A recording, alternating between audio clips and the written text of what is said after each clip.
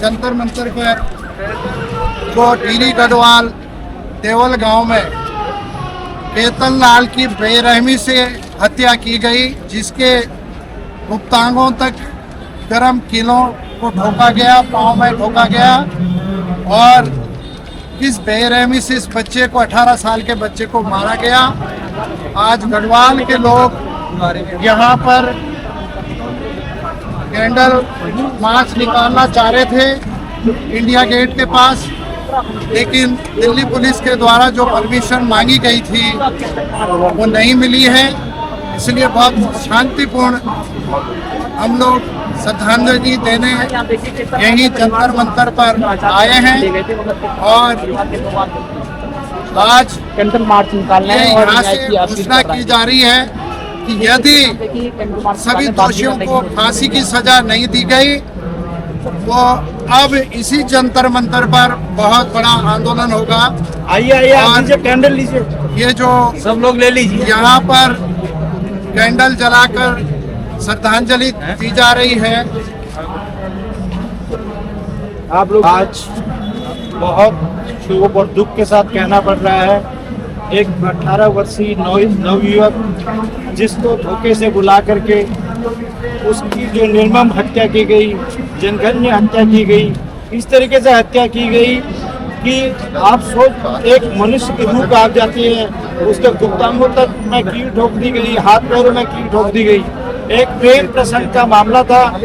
उसी लड़की से, वो स्वर्ण समाज की लड़की थी, उसके माँ बाप ने उसको फोन करके लड़के को बुलाया गया, लड़के को बुलाया और लड़के को बुला करके रात को कमरे में बंद कर दिया और उसको दीवार पर चिनवा दिया, उसके सर पर कील ठोके गए, पैर पर कील ठोके गए और उसके बाद उसकी इतनी निर्मम हत्या कर दी गई। क्या कसूर था उस बच्चे का? तरफ आज संविधान में जो लिखा गया है जातिवाद खत्म होना चाहिए। हम समतामूलक समाज की बात करते हैं, समानता की बात करते हैं, लेकिन दूसरी तरफ आज भी उसी जात पात के तराजू में हमें तोला जा रहा है। ये अपराध जो है जल्दी से जल्द रुकना चाहिए। उत्तराखंड प्रशासन से एक हमारी समिति की मांग है, अगर ये दोषियों को अगर फांसी की सजा नहीं होती है, ये आंदोलन जन आंदोलन में तब्दील होगा। आज हम केतन लाल जी को श्रद्धांजलि देने के लिए यहाँ पे कैंडल मार्च निकाल रहे हैं। तमाम हमारे साथी और सभी मीडिया कर्मियों का धन्यवाद करूँगा, उन्होंने हमारी बात जो है शासन प्रशासन तक पहुँचाने का कार्य किया है। और हमारे दरअसल मेरा मुद्दा थोड़ा सा अलग है और मैं ये कहना चाहता हूँ कि मैं वही लड़का हूँ जो नोएडा सेक्टर से। दरअसल मेरा नाम नरेंद्र है।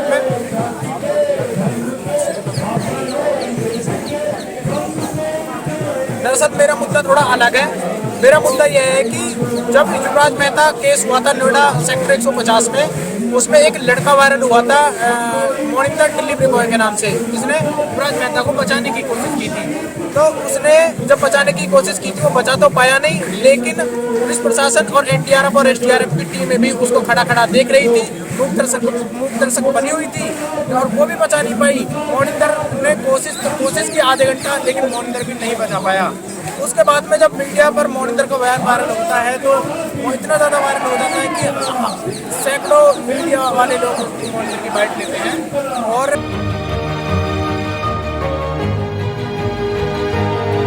वो भी वायरल हो जाता है। तो मोनिंदर उसका चश्मदीद गवाह बन जाता है।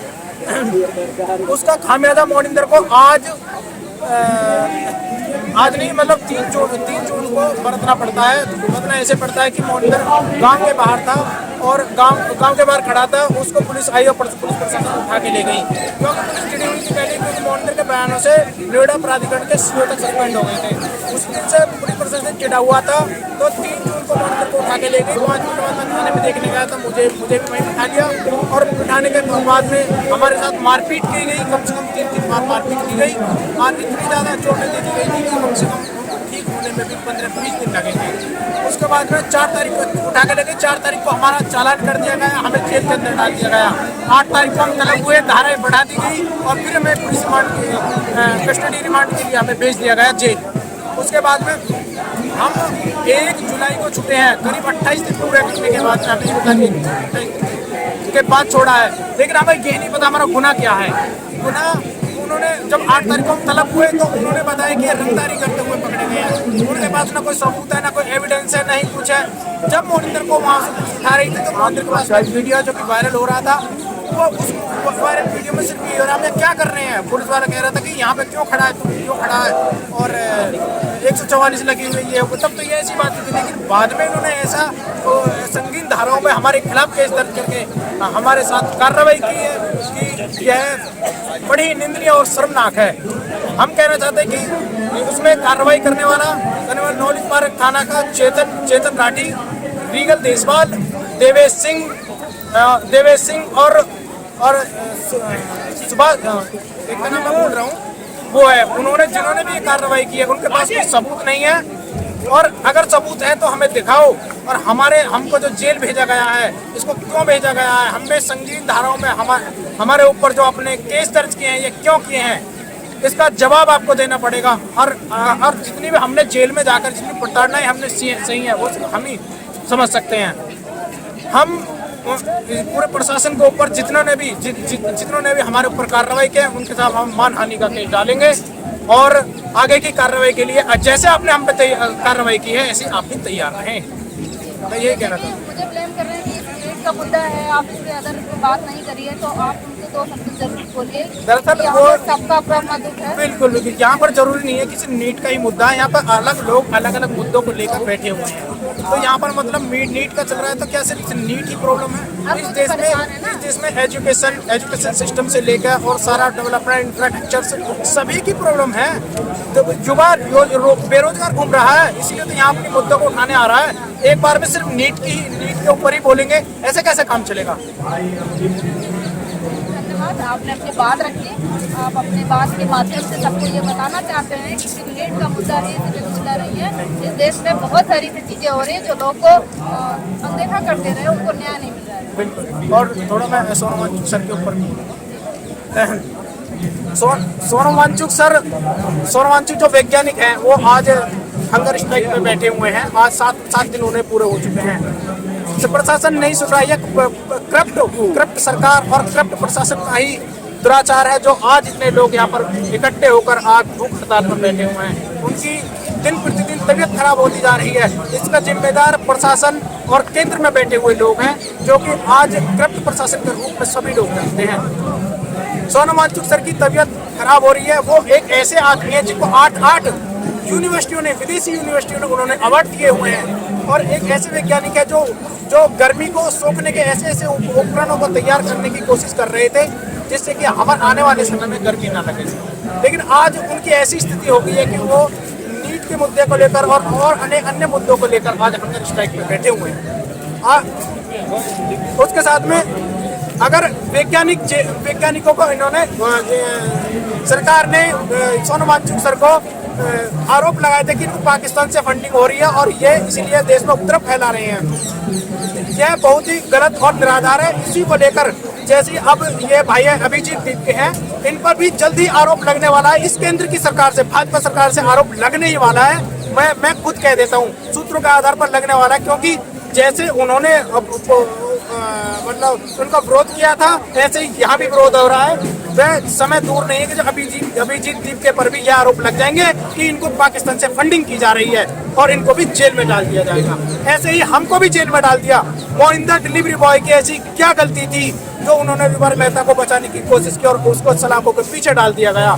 करीब 28 दिन पूरे करने के बाद वह जेल से बाहर आया और आज भी उसकी ऐसी हालत नहीं कि वो यहाँ पर आ जाए। हो सकता है मैं कोशिश करूंगा कि कल वो यहाँ पर आ जाए, तो आपको और भी इंटरव्यू दूंगा और उनसे मैं सामना कराऊंगा। धन्यवाद। आपकी बात मैं पूरी सुनी और आपकी बात पूरी रिकॉर्ड हुई यहाँ तक, ठीक है, और आपका कहीं से भी कट नहीं होगा, पूरा का पूरा इंटरव्यू आपका चलाया जाएगा। बिल्कुल ठीक है, आप लोग देखिएगा और अपने इस कैमरा के माध्यम से, इस चैनल के माध्यम से अपनी न्याय की गुहार लगाइए। बिल्कुल, मैं आशा करता हूँ मेरी आवाज़ को आप ऊपर तक पहुँचाऊंगा।